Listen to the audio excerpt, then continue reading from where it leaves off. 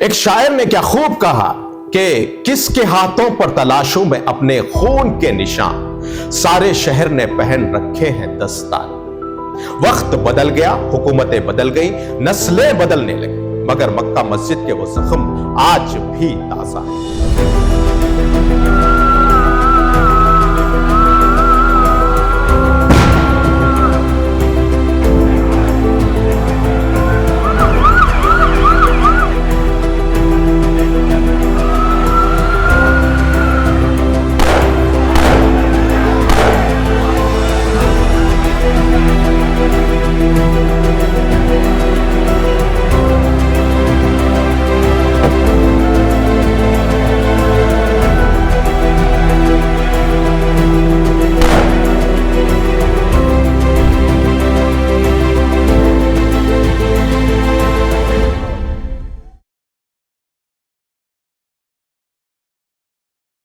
अस्सलाम वालेकुम नाज़रीन, आप देख रहे हैं मीम टीवी की स्पेशल रिपोर्ट। मैं हूं हबीब उमर। मक्का मस्जिद धमाका 18 मई 2007, एक इबादत गाह की खून आलूद दोपहर। आज 19 साल बाद उस कहानी को दोहराने का मकसद सिर्फ एक माजी को कुरेदना नहीं, बल्कि तारीख के उस खून आलूद चैप्टर को एक वीडियो डॉक्यूमेंट्री की शक्ल में महफूज करना है, ताकि आने वाली नस्लें जान सके कि कभी एक जुम्मा ऐसा भी आया था जब इबादत गाह में इबादत करने वाले ही लहू में नहला दिए गए थे। मक्का मस्जिद सिर्फ एक इबादत गाह ही नहीं, बल्कि हैदराबाद की तारीख, तहजीब, रूह और ईमान की एक जिंदा अलामत है। 400 साल पुरानी उस अजीम मस्जिद की दीवारों में सिर्फ पत्थर नहीं जुड़े हैं, बल्कि सदियों की दुआएं, सजदे, आंसू और अजानों की बाज़गश्त महफूज है। उस मस्जिद को मक्का मस्जिद इसलिए कहा जाता है कि उसकी तामीर में इस्तेमाल होने वाली चंद ईंटें मक्के मुकर्रमा की मुक़द्दस मिट्टी से तैयार की गई। कुतुब शाही दौर में शुरू होने वाली यह तामीर अब मुगल बादशाह औरंगजेब आलमगीर के जमाने में मुकम्मल। 400 साल पुरानी यह मस्जिद सिर्फ एक इमारत नहीं, बल्कि दक्कन के मुसलमानों की शिनाख्त भी। फिर आया 18 मई 2007, जुमा का दिन। दोपहर का वक्त था, हर तरफ सुकून था, वजू की ठंडक, सफों की खामोशी, इमाम की आवाज और हजारों सजदे गुजार बंद। किसी को खबर ना थी कि चंद लम्हों में यह मुकद्दस फर्श खून से रंगने वाला है। तकरीबन 1:16 पर एक हौलनाक बम धमाका हो जाता। ऐसा महसूस हुआ कि जैसे जमीन फट गई। नमाज की पुरसुकून खामोशी अचानक चीखों में तब्दील हो। फिजाएं बारूद से भर गई, चारों तरफ धुआं, खून, आहें और कराहें, और हर तरफ बस खौफ के साए। कहा गया कि बम एक मोबाइल फोन के जरिए ट्रिगर किया गया है। उसमें RDX और TNT इस्तेमाल हुआ। बम संगमरमर के एक प्लेटफॉर्म के नीचे रखा गया था, और शायद वही प्लेटफॉर्म था जिसने मजीद सैकड़ों जाने भी बचाई। चंद लम्हे पहले जो लोग अल्लाह के हुजूर सजदा रेस थे, अगले ही लम्हे जमीन पर बेजान पड़े। कोई अपने बाप को ढूंढ रहा था, तो कोई अपने बेटे को तलाश कर रहा था, तो कोई जख्मी हालत में अपनी मां को पुकार रहा था, तो कोई अपने ही खून में लुत्फुत अपनी आखिरी सांसें ले रहा था। शहर में खबर जंगल की आग की तरह फैल गई। लोग अपने प्यारों की तलाश में मक्का मस्जिद की तरफ दौड़। 5 जाने पुलिस फायरिंग में चली, जिनमें 16 साल एक नौजवान बिलाल भी था, जो मुहाजिर कैंप से सिर्फ पानी भरने के लिए निकला था। और हलाक होने वालों में एक 79 साल का बूढ़ा शख्स भी था। सवाल यह है कि उनका जुर्म क्या था, मगर सानहा यहीं खत्म नहीं हुआ। गमजदा और खौफजदा लोगों पर काबू पाने के नाम पर लाठीचार्ज शुरू हो गया। फिर आंसू गैस बरसाई और फिर गोलियां चली।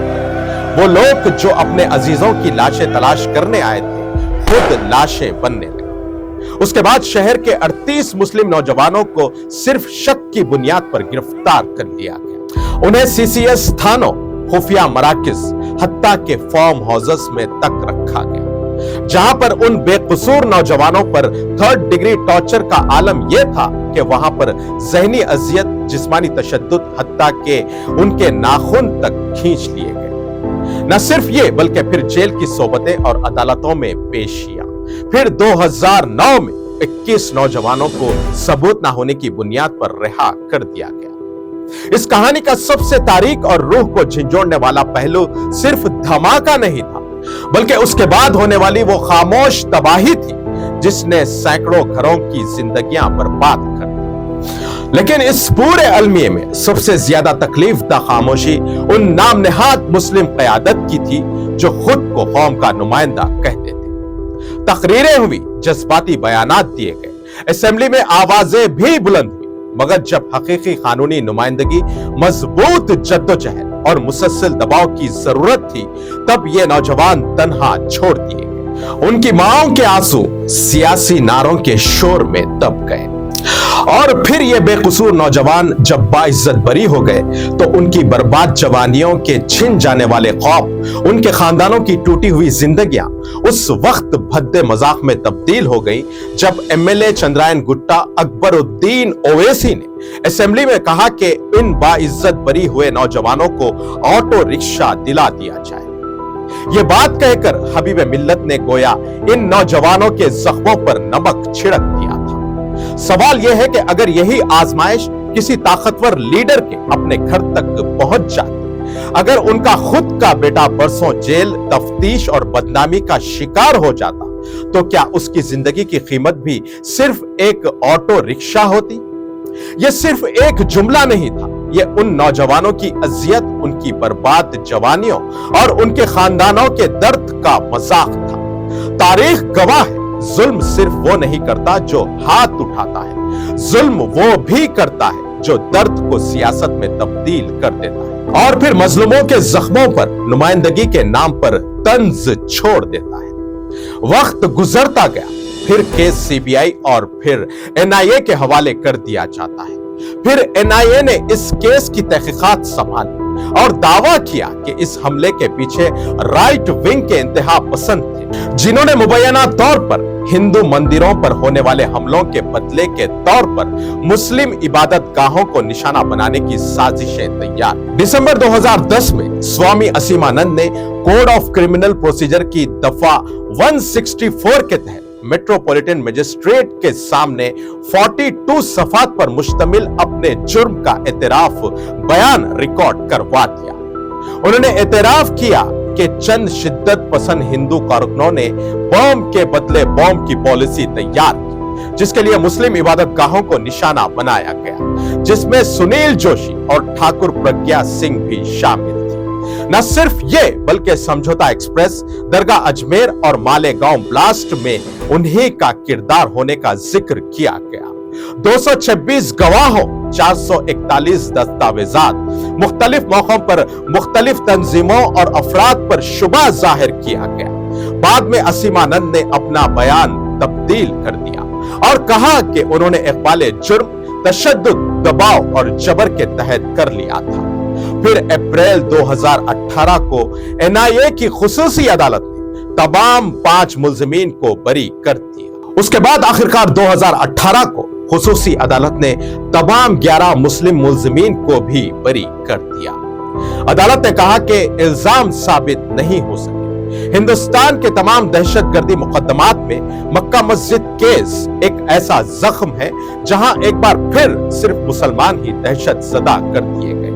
जिस मस्जिद में धमाका हुआ वो मुसलमानों की मस्जिद, जो लोग शहीद हुए वो मुसलमान थे, जो पुलिस फायरिंग में मारे गए वो भी मुसलमान थे, जिन्हें धमाके का मुजरिम ठहराया गया वो भी मुसलमान, जिन नौजवानों को उठाकर टॉर्चर किया गया वो भी मुसलमान, और अब अदालत का फैसला भी मुसलमानों के खिलाफ महसूस होता है।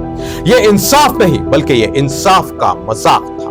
जिस वक्त यह फैसला आया उस वक्त तेलंगाना में मामूजान की हुकूमत थी। इख्तिदार भी अपना था, इख्तियार भी अपना था, दावे भी अपने थे, मगर जब फैसला आया तो सबकी जबानों पर अचानक खामोशी क्यों तारी हो गई। सबसे बड़ा सवाल यह नहीं था कि अदालत ने क्या फैसला दिया, बल्कि असल सवाल यह था कि उस फैसले के खिलाफ अपील क्यों नहीं की गई। अगर वाकई इंसाफ अधूरा था, अगर वाकई सवालात बाकी थे, तो फिर हुकूमत खामोश क्यों रही?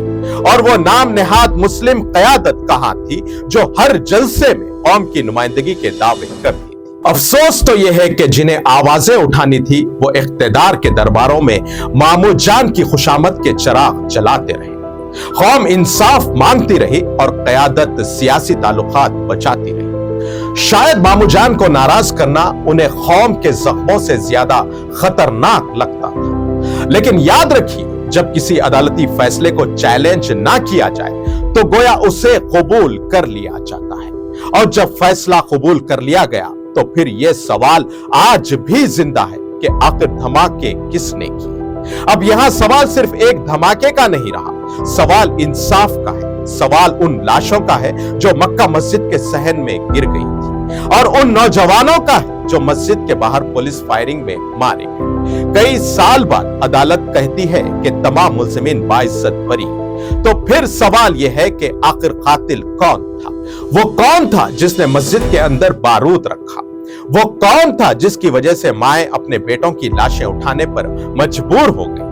वो कौन था जिसने मस्जिद के बाहर एहतजाज करते लोगों पर गोलियां चला दी? अगर मान भी लिया जाए कि धमाके के असल किरदारों पर कभी मुकम्मल सच सामने नहीं आ सका, तो फिर उन 5 लोगों का हिसाब कौन देगा जो पुलिस फायरिंग में मारे गए?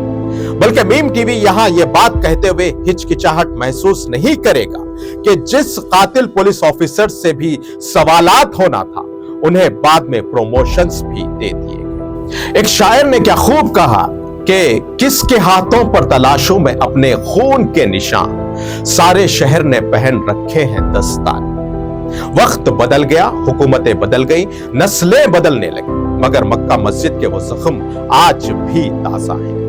और मक्का मस्जिद की दीवारों को गौर से देखा जाए तो यूं महसूस होता है जैसे संगे मरमर के अंदर कहीं वो चीखें आज भी दफन है। ये सिर्फ चंद नौजवानों की कहानी नहीं, ये उन ख्वाबों का नोहा है जो जिंदा रहते हुए भी दफन कर दिए गए। जिन बच्चों को दहशतगर्द कहकर उठा लिया गया, आज बरसों बाद भी उनकी जिंदगी मामूल पर वापस नहीं आ सकी। किसी का पासपोर्ट नहीं बन पा रहा, किसी के करियर पर मशकूक होने का दाग आज भी चिपका हुआ है, और हुकूमत सिर्फ एक रस्मी सॉरी कहकर अपनी जिम्मेदारी पूरी समझ लेती है। मगर क्या एक लफ्ज उन बरसों की अजियत वापस ला सकता है? तो क्या एक माफी उन माओं की नींद लौटा सकती है जो हर रात अपने बच्चों की चीखें याद करके जागती रही? जिन नौजवानों पर मुबैना तौर पर 3rd डिग्री टॉर्चर किया गया, उनके जिस्म आज भी उस दर्द की गवाही देते हैं। सर्दियों की ठंडी रातें आती हैं तो उनकी हड्डियां जैसे फिर से चीख उठती हैं। वक्त गुजर गया, खबरें पुरानी हो गई, मगर अजियत आज भी जिंदा है। और सबसे तकलीफदा खामोशी उन नाम नेहाद क़यादत की थी जो खुद को कौम का मुहाफिज कहते थे। जिस वक्त बेकसूर नौजवानों को उठाया जा रहा था, घरों के दरवाजे तोड़े जा रहे थे, माएं रो रही थी, उस वक्त नाम नेहाद मुस्लिम क़यादत सिर्फ रस्मी बयानात और नुमाइशी एहतजाज तक महदूद थी। उस दौर में सियासी इत्तेहाद भी थे और खुद मजलिस Ittehadul Muslimeen United progressive alliance यानी यूपीए का हिस्सा भी थी। इख्तिदार के रास्ते भी खुले थे, मगर जमीनी लड़ाई कहीं नजर नहीं आई। जलसे हुए, तकरीरें हुई, नारे लगे, मगर अदालतों में, एजेंसीज के सामने और इंसाफ की जंग में वो ताकतवर नुमाइंदगी कभी दिखाई नहीं दी जिसकी कौम को जरूरत थी। यही वजह है कि आज भी कई नौजवान सवाल करते हैं कि क्या हम सिर्फ सियासी तकरीरों के लिए ही थे? क्या हमारी जिंदगियां सिर्फ एहतजाजी नारों का ईंधन बनी हुई थी? और शायद सबसे बड़ा अलमिया यही है कि जब मजलूम इंसाफ मांग रहे थे, तब सियासत अपने मफादात बचाने में मसरूफ थी। इसी के साथ नाज़रीन, मीम टीवी की आज की स्पेशल रिपोर्ट का सिलसिला यहीं खत्म होता है। ताजा खबरों और स्पेशल रिपोर्ट्स के लिए देखते रहें मीम टीवी। और अब मुझे दे इजाजत, अल्लाह हाफिज।